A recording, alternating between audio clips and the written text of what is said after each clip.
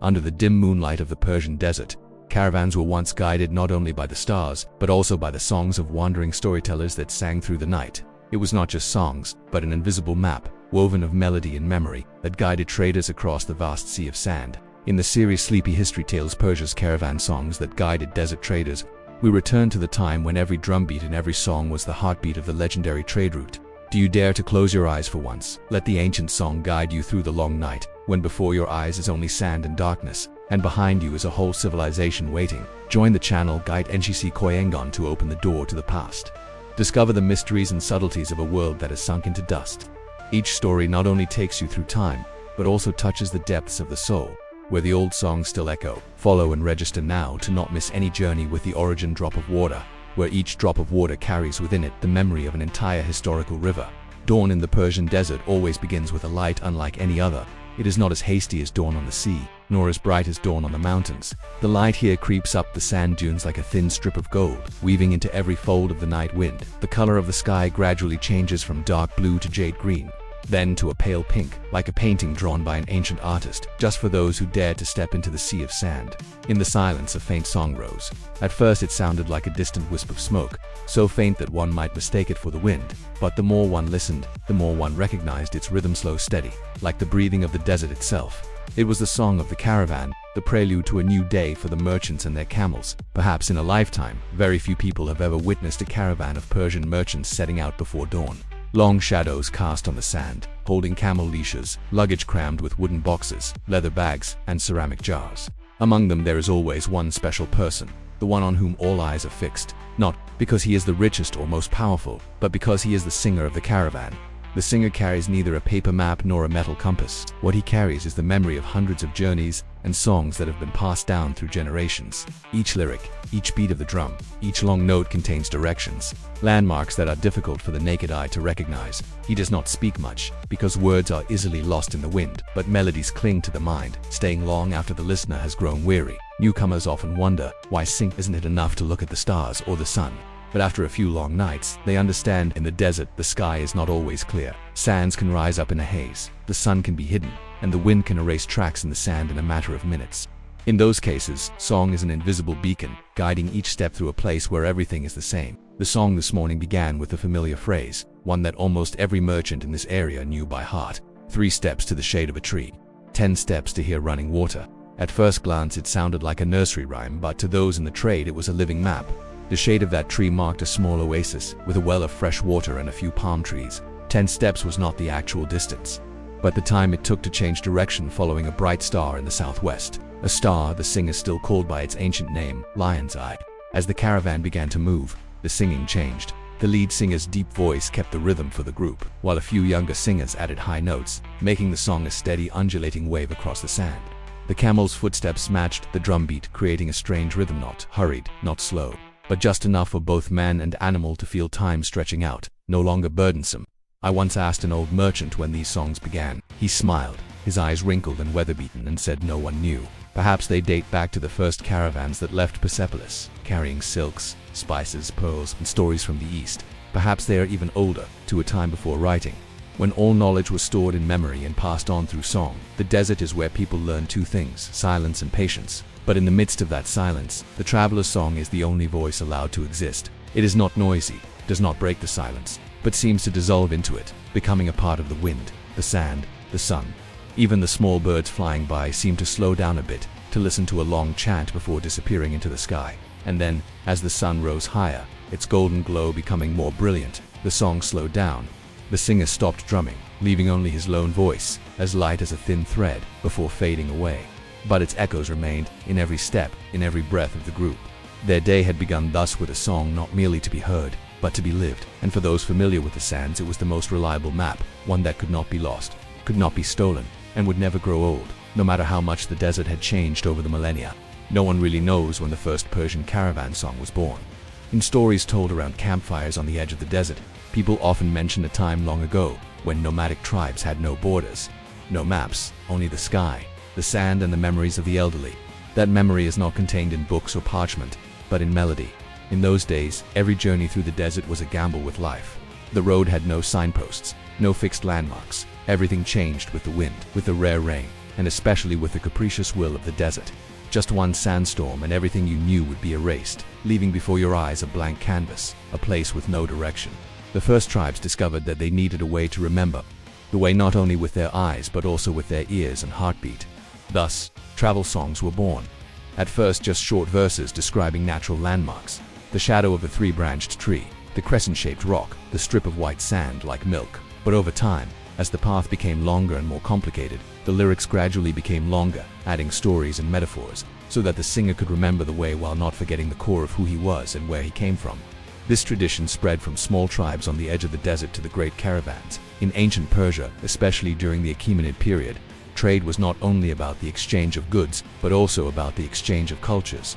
A caravan might bring silk from the Orient, precious stones from India, spices from Arabia, but it also brought new songs and strange melodies, and transmitted them to the lands it passed through. The early singers were more than musicians. They were the tribe's living archives, singing maps, poets, storytellers, and sometimes the only people who knew where all the water sources were for hundreds of miles. Some chants contained secret information that only those in the group could understand. For example, 10 steps to the shadow of a tree did not always mean 10 steps, but sometimes it was a sign to know the distance to the next well, a vital secret that could not be revealed to strangers.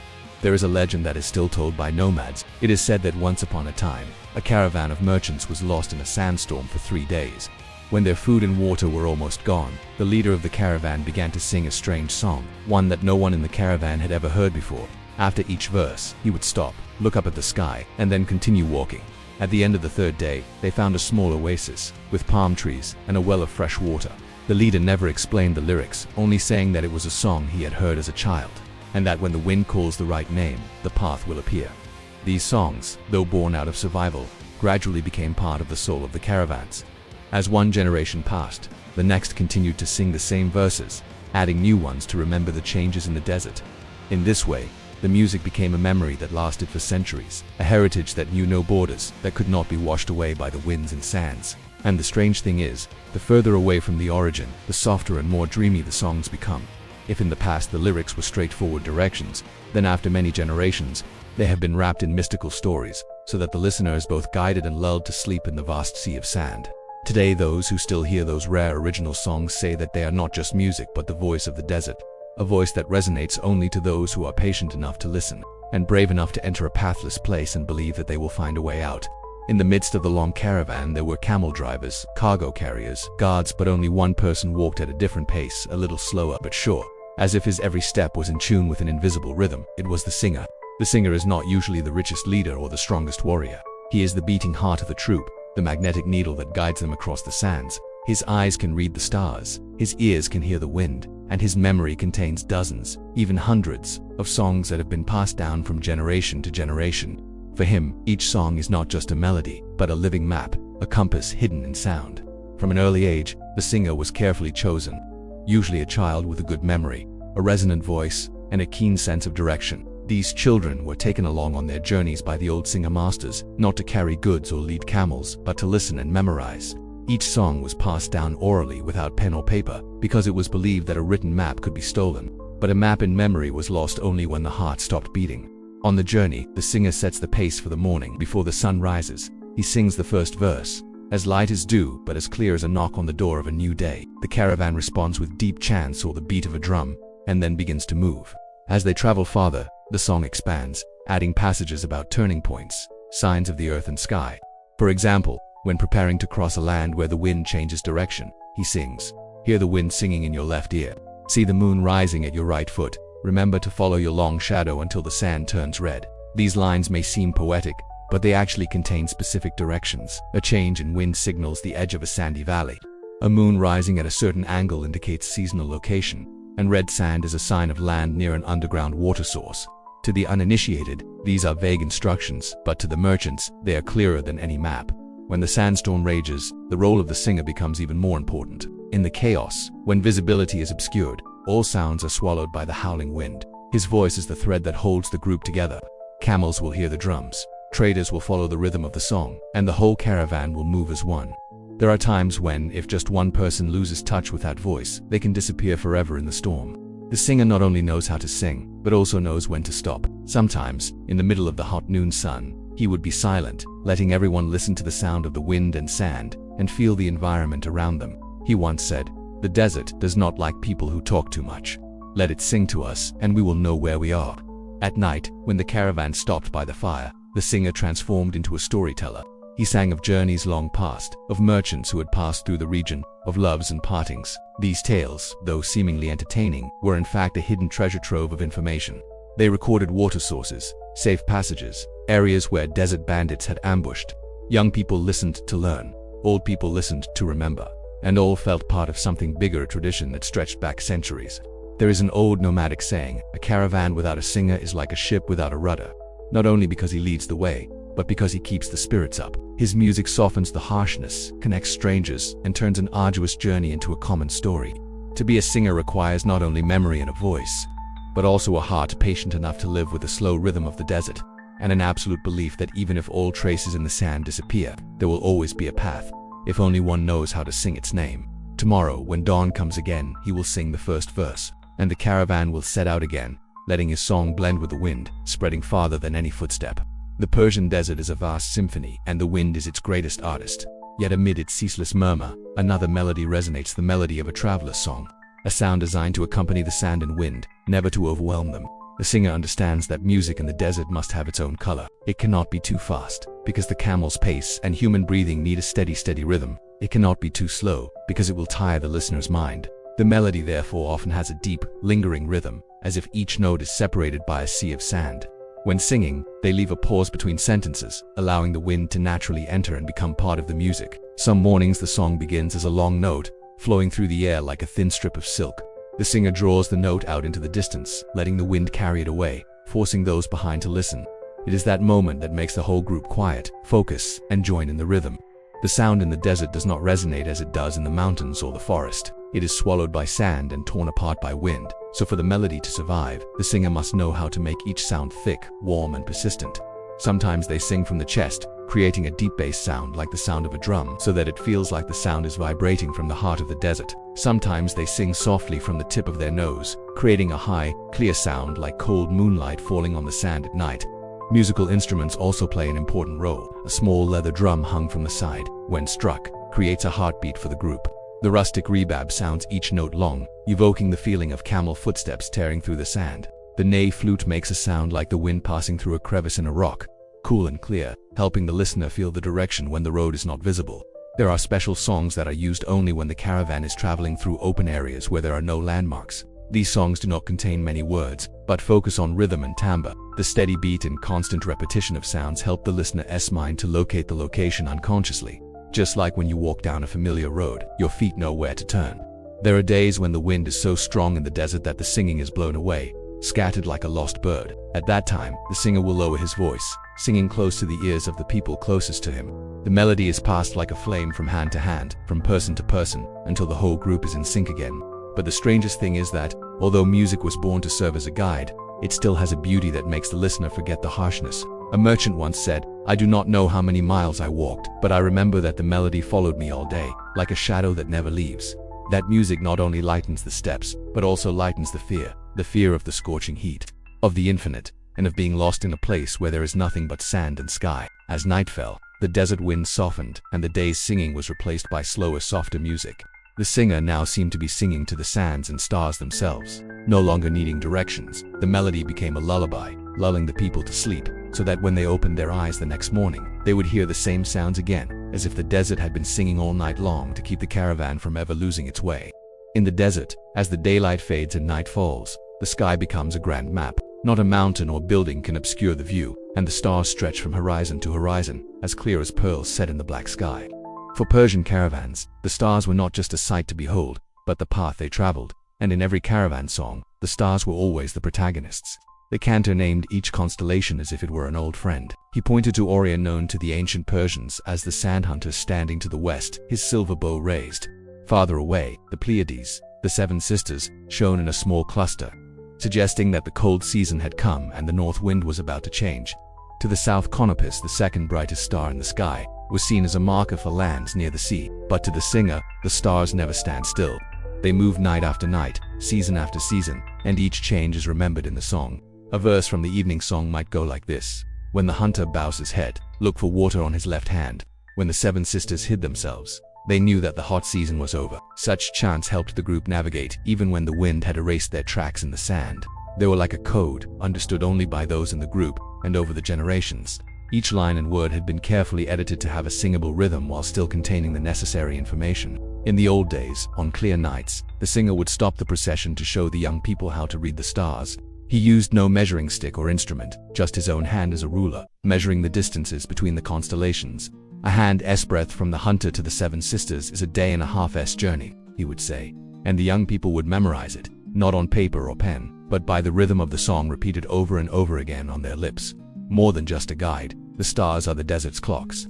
Certain constellations appear at specific times, letting the singer know when to rest and when to continue.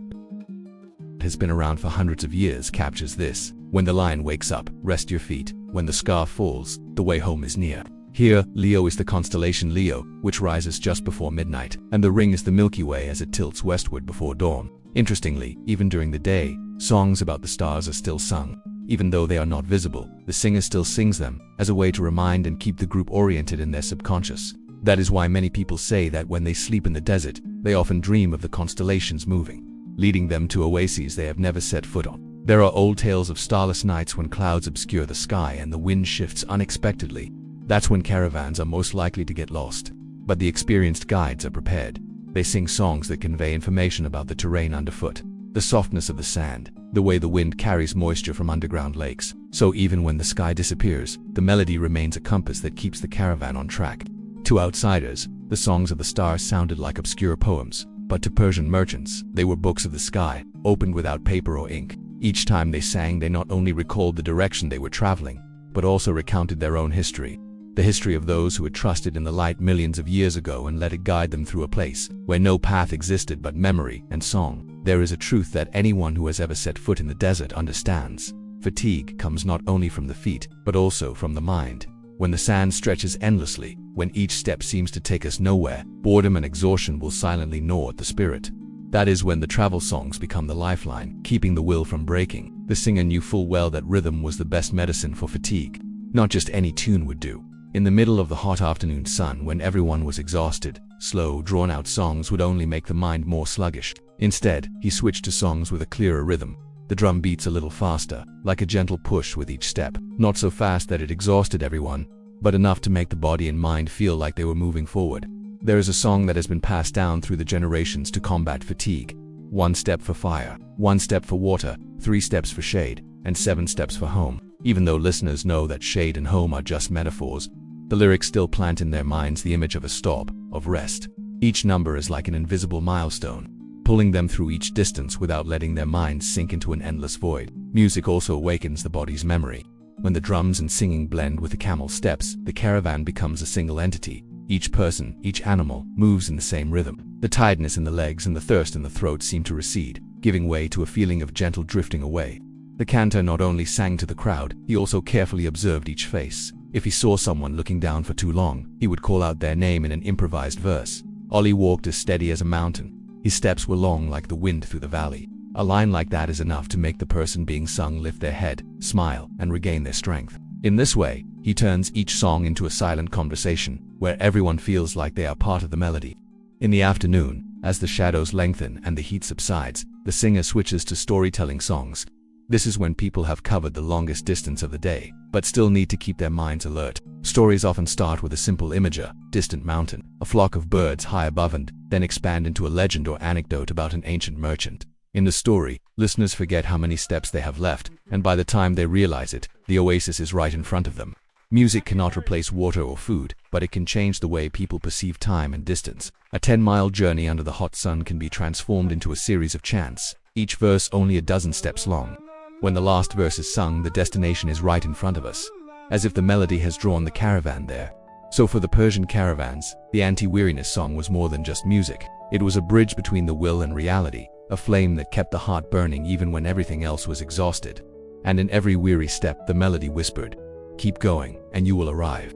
As the oasis receded and the sun sank below the horizon, the desert took on a deep cloak of night. The scorching sun was gone, replaced by a creeping cold, as if the sand had swallowed the heat of the day and left behind a shivering emptiness.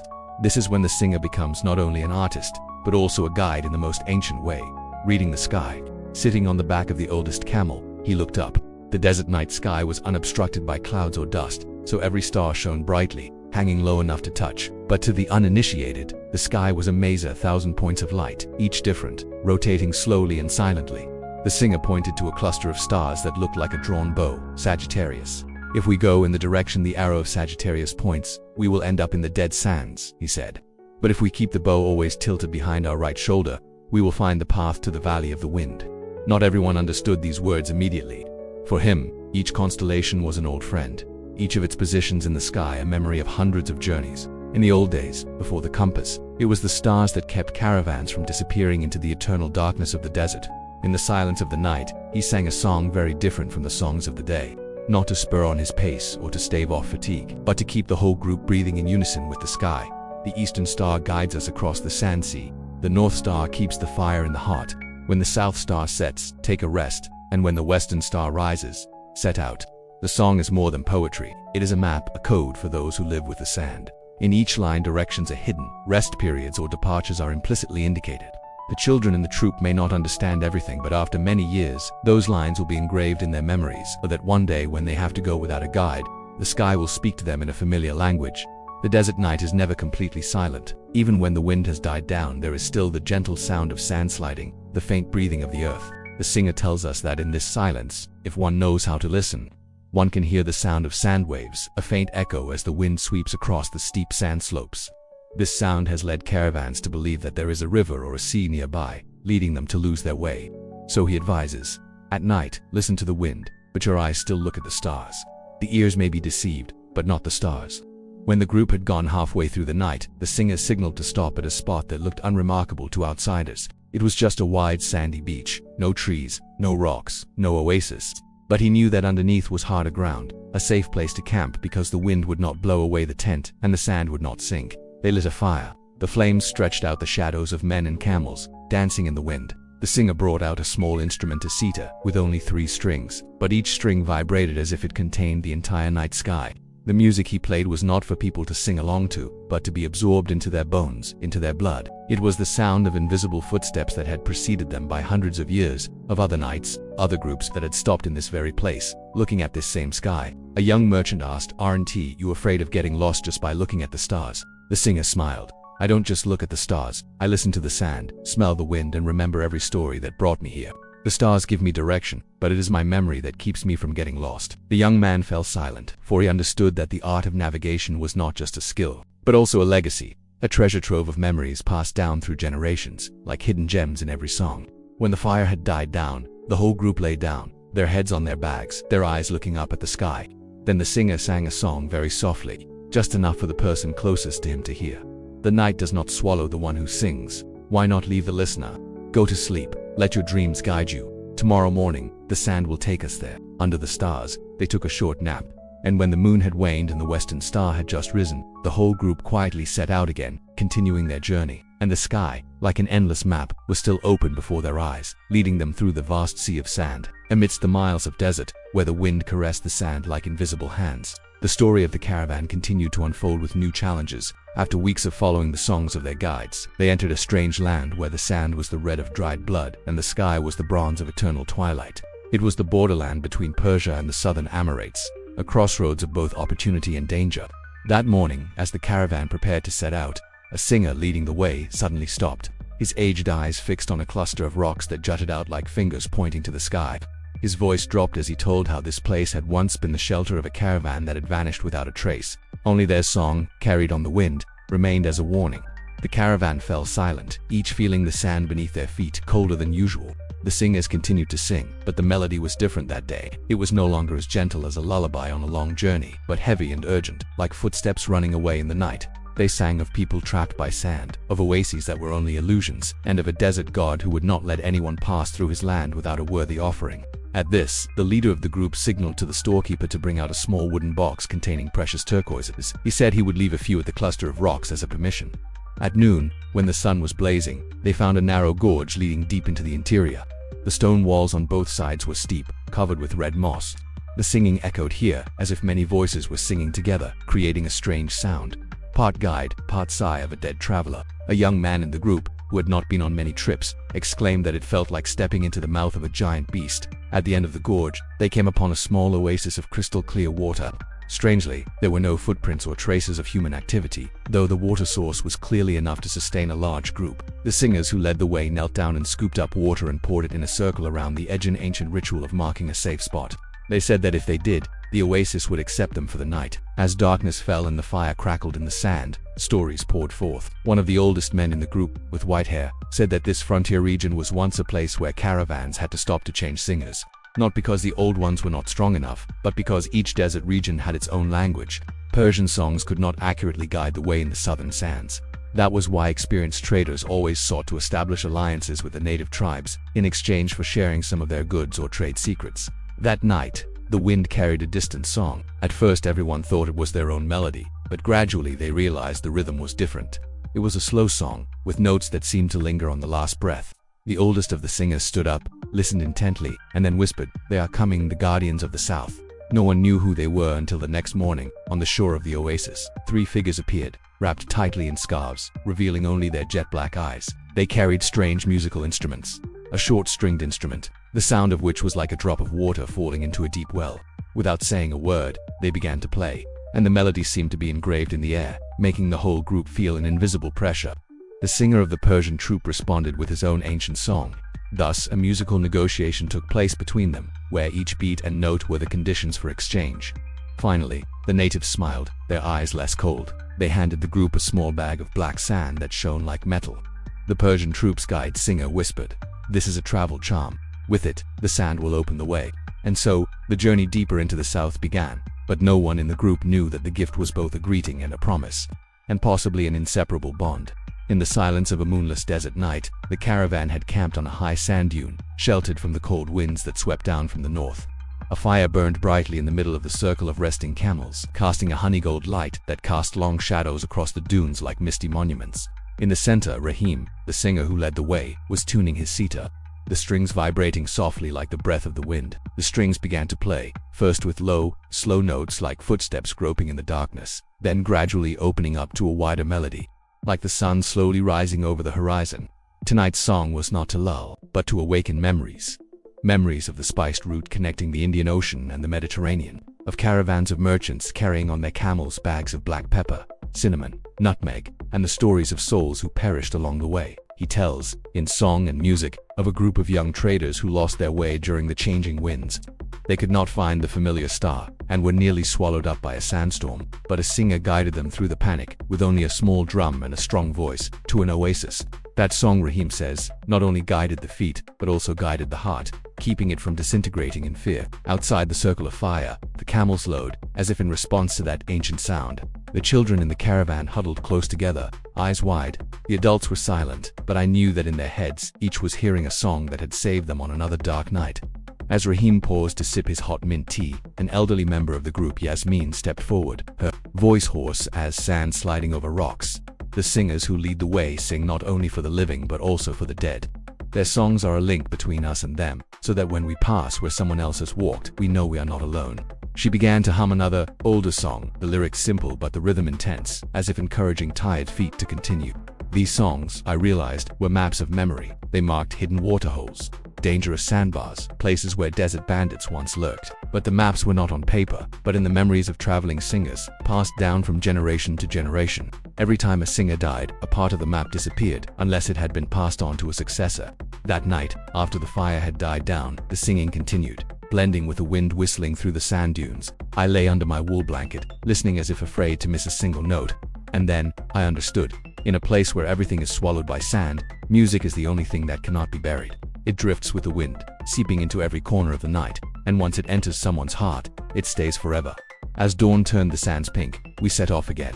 Rahim put his guitar away and mounted the lead camel. Without a word, everyone began to hum Yasmin's song from the night before. The song echoed far and wide, forming a thin thread that connected us to each other, and to the caravans that had passed through here hundreds of years ago. In that moment I knew that, no matter how long and harsh the road ahead was, we would never lose our way, as long as the song guided us. In the silence of the desert night, the Persian caravan continued its journey. In the sky, the crescent moon tilted like a silver crescent, hanging over the endless sea of sand. The fires from the previous night's camp had disappeared far behind, leaving behind an invisible path that remained only in the memories of the singers leading the way. They walked slowly, but never lost the rhythm. The sound of the camels' bells mixed with the sound of sand gently sliding underfoot, creating a soundtrack that any traveler would remember forever. That night, the leader of the caravan, old Azar, sitting high on the back of a white camel, began to sing an unusual song. It was not the bustling melodies of the departure, nor the ballads that invite hope.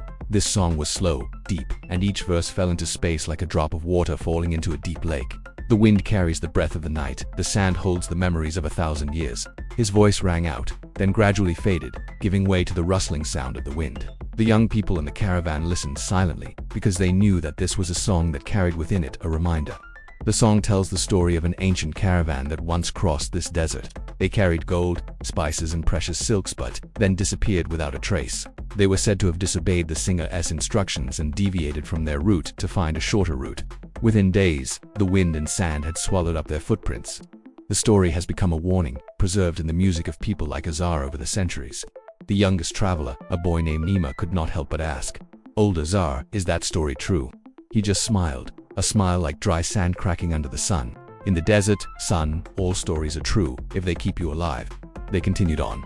In the sky, the constellations were like silver nails, nailing the canopy of night, keeping the darkness from falling. The singer who led the way behind, a woman named Shirin, sang high, answering Azar's low notes. Her voice was a silver stream, carrying warmth in the bitter cold. The melodies overlapped, sometimes conversing, sometimes merging, like two parallel roads through the desert, one for the eyes, one for the heart. As they walked deeper into the night, the songs became more and more hypnotic. The merchants felt as if they were being drawn into a long dream, where each step coincided with the beat of an invisible drum. The desert, in that moment, ceased to be a harsh land and became an endless stage, where the sand was the audience and the wind was the clapper. The journey was not always smooth. However, near the end of the night, a giant cloud of sand appeared on the horizon, a sign of a brewing storm. The moon began to dim, and the sky took on a grayish cast. The group immediately sensed danger. But instead of rushing and panicking, Azar raised his voice and sang, keeping everyone on their feet. Shirin responded with an ancient ballad, once used to keep spirits up during sandstorms. Their singing seemed to anchor the group, keeping them from falling into chaos. Sand began to whip at their faces and clothes, but their footsteps remained steady. The camels seemed to sense the rhythm, lowering their heads and stepping more firmly.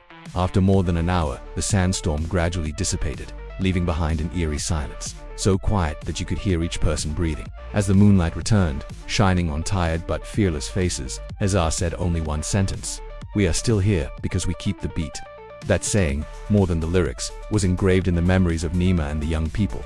They realized that, in this place, the rhythm of singing is not just music, it is the thread that connects life. And so, in the vast desert night, the Persian merchants continued, songs following each other like stars, leading them across the endless sea of sand, step by step, breath by breath. In the last days of spring, as the Persian desert glowed with a dreamy golden hue of new sunlight, the caravan set out on a long journey. The night before, the sky had given them a peaceful sleep by the dying fire.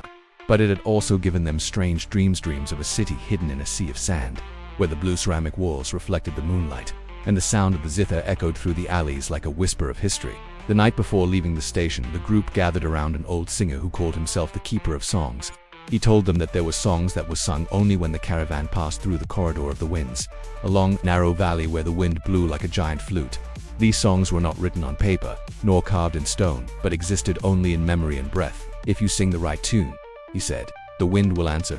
But if you get one word wrong, the wind will lead you forever into the sand." The road that day opened between two sandstone cliffs. The morning light slid down the narrow crevices, painting golden streaks like silk carpets. The sound of camel hooves mingled with the sound of the guide's wooden flute. They followed no compass or map, but the rhythm of a song, a rapid rhythm as they climbed, a slow rhythm as they descended, a long drawn-out rhythm as they crossed the vast plains.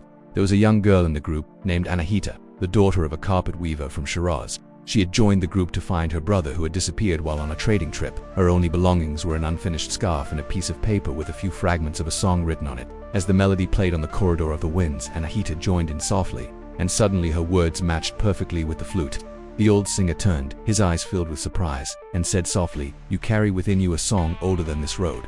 At noon, the wind changed direction. A hot, dry air current swept through, sending clouds of sand billowing into the air. The group was forced to stop in a rocky hollow for shelter. In the stifling silence, the old singer began to tell the story of Moonless Night Song, a melody used only to call for fire when there was no wood, and to find the way when the sky was dark. It was the melody, he said, of those who had died on the road but continued to guide the living. As the evening shadows fell, they continued on. The moon rose, but strangely it was pale, as if swallowed by a sandy mist. The caravan sang to keep pace in spirit. Anahita sang in a long, drawn-out voice, which made the camels seem to move more smoothly. Then, from a distance, a response came, not a human voice nor the wind, but a sound that seemed to come from the earth.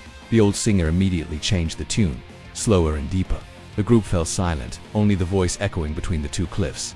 When the song ended, the echo disappeared. The old man only said, "We have just passed through the door of those who do not return. They heard and left us alone." That night, by the small fire in the middle of the desert, the group slept dreamlessly. But Anahita lay awake, listening to the wind. In the wind, she thought she heard footsteps, the rustling of silk, and a man's voice calling her name. She knew that the next leg of the journey would not only take the group to a rest stop, but also bring her closer to the secret her family had kept hidden for many years. In the middle of the night, when the moon hung like a forgotten silver coin in the sky, the caravan reached the border of the last oasis. Before them, the sand dunes were no longer golden but dyed an ash-gray color, as if the whole desert were asleep. But here, in the seemingly endless silence, still echoed the familiar songs, the songs they had carried throughout their journey, like invisible strings tying their souls together. Java here, his voice hoarse from many nights of singing, stood still for a long time, listening to the wind blowing through the sand. He spoke softly, as if to himself. "Every song has a homeland, and today, I have sung them to the very edge of this homeland." The merchants around him fell silent, not out of fatigue, but out of a sense of parting from something that had become the breath of their journey. The guide songs, originally just signals to keep the caravan from getting lost in the sand, have now become a collective memory, a memory they carry with them, even after they leave the desert. A young merchant, Kave, approaches Javahir and asks, "Will I hear these songs again when I return to the city?" Javahir smiles. "They will, if you remember. But they will change, because memories never stay the same. Each person will sing the way he heard them in the night." As they entered the oasis, the light of the oil lamps in the distance shone like tiny stars on the ground. The sound of trickling water and the scent of date palms made everyone suddenly remember that the world was still green and shady. The singers leading the way stopped at the edge of the stream, and Javahir sang one last time, no longer to give directions, but to say goodbye. His voice was low and slow, as if each note had been set on sand, to be carried away by the wind. The long road does not hold anyone back, but the song keeps the heart staying. The group fell silent, only the music resounding among the palm trees, blending with the rustling of leaves. And then, like every song, it ended, leaving a long silence. But the silence was not heavy, but warm, because they knew the journey was complete. That night, around a campfire at the edge of the oasis, the merchants and singers told stories. No one spoke of the price of their goods or of future trading trips. Instead, they recalled nights when the sand had covered their feet, times when the wind had blown them away, and how a simple melody had kept them together. "We carry spices, silks, and precious gems," said one of the old merchants. "But the most precious thing of all is this song. It cannot be stolen, it cannot be bought, and each of us carries a unique copy in our hearts." The next morning, as the sun broke through the foliage, the caravan dispersed like mist. Each group headed in a different direction, some back to the bustling Persian capital, others deeper into the unknown. But no matter how far they walked, the echoes of the desert songs lingered in their breath. Javahir, before leaving, turned back to look at the stretching sand. He knew that the desert held no one, but it held songs. They would stay carried on the wind, so that one day, when another caravan entered the night, they would hear them as if the sand itself was singing. And so the Persian homing songs live on, not only in words, but in the footsteps of every traveler. For every journey, no matter how long, needs a song to find its way. And every man, no matter where he is, carries a desert and a song in his heart.